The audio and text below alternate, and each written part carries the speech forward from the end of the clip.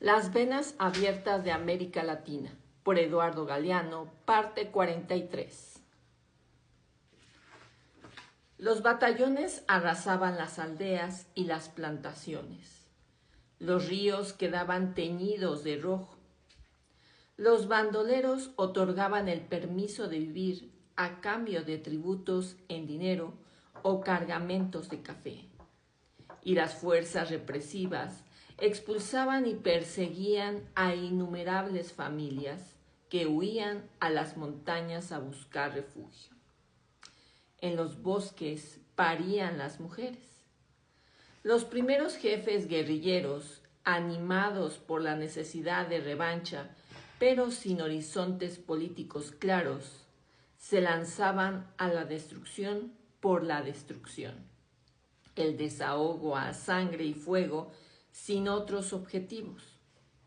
Los nombres de los protagonistas de la violencia, Teniente Gorila, Mala Sombra, el Cóndor, Piel Roja, el Vampiro, Ave Negra, el Terror del Llano, no sugieren una epopeya de la revolución, pero el acento de rebelión social se imprimía hasta en las coplas que cantaban las bandas. Yo soy campesino puro y no empecé la pelea, pero si me busca más ruido, la bailan con la más fea. Y en definitiva, el terror indiscriminado había aparecido también, mezclado con las reivindicaciones de justicia, en la Revolución Mexicana de Emilio Zapata y Pancho Villa. En Colombia, la rabia estallaba de cualquier manera, pero no es casual que de aquella década de violencia nacieran las posteriores guerrillas políticas que, levantando las banderas de la revolución social, llegaron a ocupar y controlar extensas zonas del país. Los campesinos asediados por la represión emigraron a las montañas y allí organizaron el trabajo agrícola y la autodefensa. Las llamadas repúblicas independientes continuaron ofreciendo refugio a los perseguidos después de que los conservadores y los liberales firmaron en Madrid el Pacto de la Paz.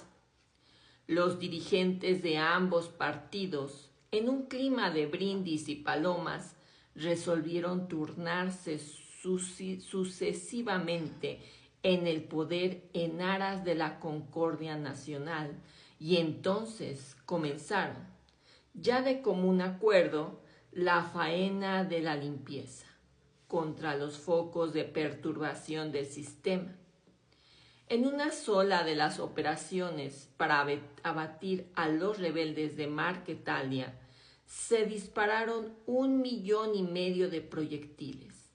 Se arrojaron 20,000 bombas y se movilizaron por tierra y por aire 16,000 soldados.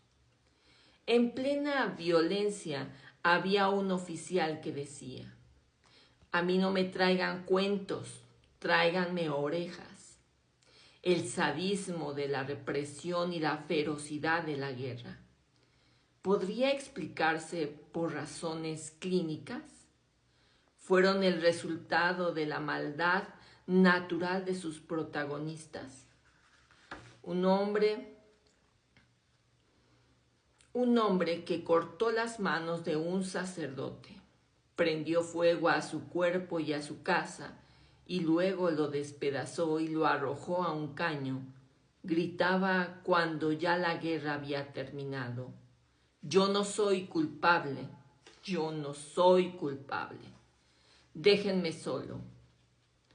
Había perdido la razón, pero en cierto modo la tenía.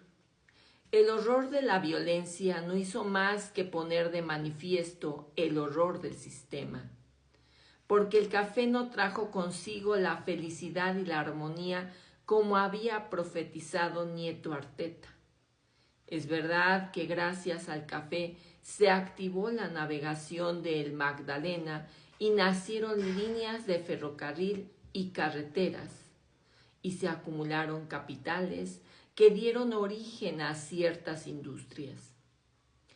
Pero el orden oligárquico interno y la dependencia económica ante los centros extranjeros de poder no solo no resultaron vulnerados por el proceso ascendente del café, sino que por el contrario, se hicieron infinitamente más agobiantes para los colombianos. Cuando la década de la violencia llegaba a su fin, las Naciones Unidas publicaban los resultados de su encuesta sobre la nutrición en Colombia. Desde entonces, la situación no ha mejorado en absoluto.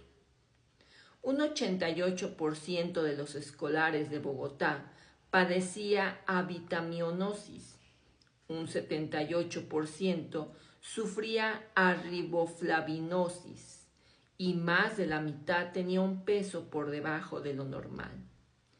Entre los obreros, la avitaminosis castigaba al 71% y entre los campesinos del Valle de Tensa al 78%.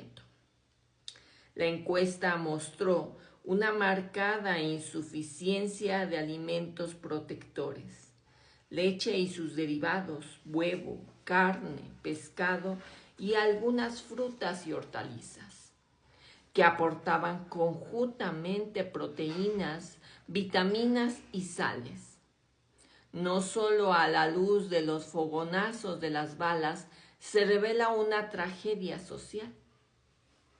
Las estadísticas indican que Colombia ostenta un índice de homicidios 7 veces mayor que el de Estados Unidos, pero también indica que la cuarta parte de los colombianos en edad activa carece de trabajo fijo. 250,000 personas se asoman cada año al mercado laboral. La industria no genera nuevos empleos y en el campo la estructura de latifundios y minifundios tampoco necesita más brazos.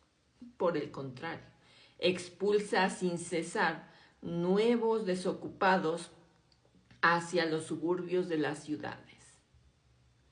Hay en Colombia más de 1 millón de niños sin escuela.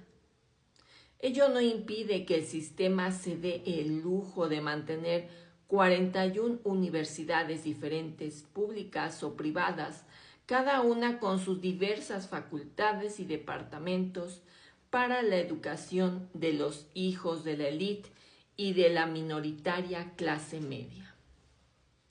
La varita mágica del mercado mundial despierta a Centroamérica. Las tierras de la franja centroamericana llegaron a la mitad del siglo pasado sin que se les hubiese infligido mayores molestias. Además, los alimentos destinados al consumo, América Central producía la grana y el añil, con pocos capitales, escasa mano de obra y preocupaciones mínimas. La grana, insecto que nacía y crecía sin problemas sobre la espinosa superficie de los nopales, disfrutaba como el añil de una sostenida demanda en la industria textil europea. Ambos colorantes naturales murieron de muerte sintética cuando, hacia 1850, los químicos alemanes inventaron las anilinas y otras tintas más baratas para teñir telas.